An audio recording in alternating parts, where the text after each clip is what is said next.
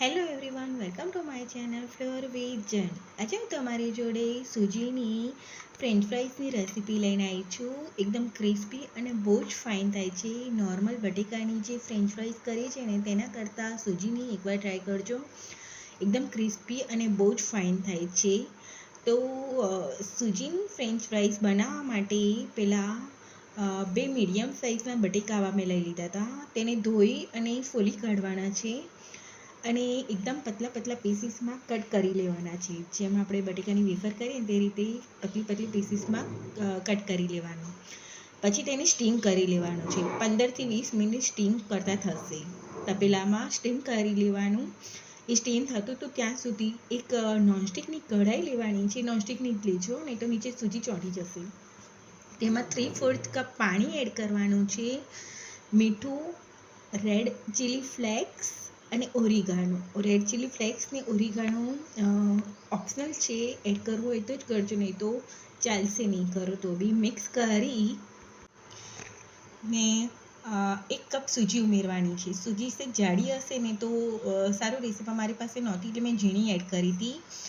અને એકદમ ગેસની ફ્લેમ એકદમ ધીમી રાખવાની છે અને તેને કૂક કરી લેવાનું છે.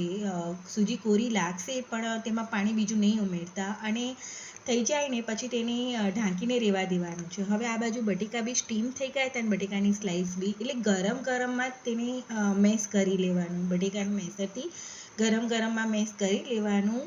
આવી રીતે ડોના ફોર્મમાં આવી જશે.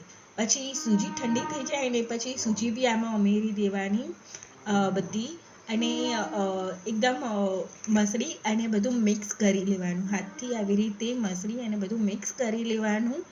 પછી તેલવાળો હાથ લગાડી બટર પેપર પર તેલ લગાવી અને આવી રીતે વણી લેવાનું છે. મેં 2 ભાગ કર્યા હતા આના, અને આવી રીતે વણી લેવાનું અને પતલી પતલી પીસીસમાં કટ કરી લેવાનું. જેમ ફ્રેન્ચ ફ્રાઈઝ કરતા હોય છે ને તે રીતે જ કરવાનું. આવી રીતે પતલી પતલી પીસીસમાં કટ કરી લેવાનું, લાંબી લાંબી.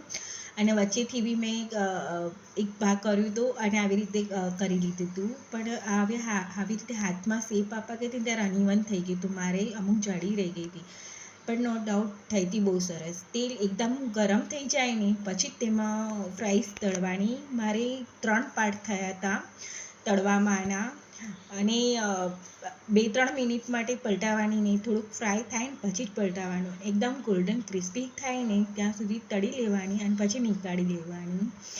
જો લાગે છે ને એકદમ ક્રિસ્પી, બહુ જ ફાઇન ફ્રેન્ચ ફ્રાઈઝ થાય છે. સાદી કરીને તેના કરતાં બહુ જ સરસ થાય છે. બટેકાના કરતાં સૂજીની સરસ થાય છે. અને તેમાં ઉપરથી પેરી પેરી મસાલો અને મેં છાશનો મસાલો એડ કર્યો હતો.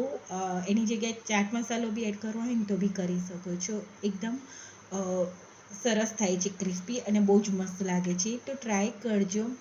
અને કેવી લાગી આ રેસીપી, કેવો લાગ્યો આ વિડીયો?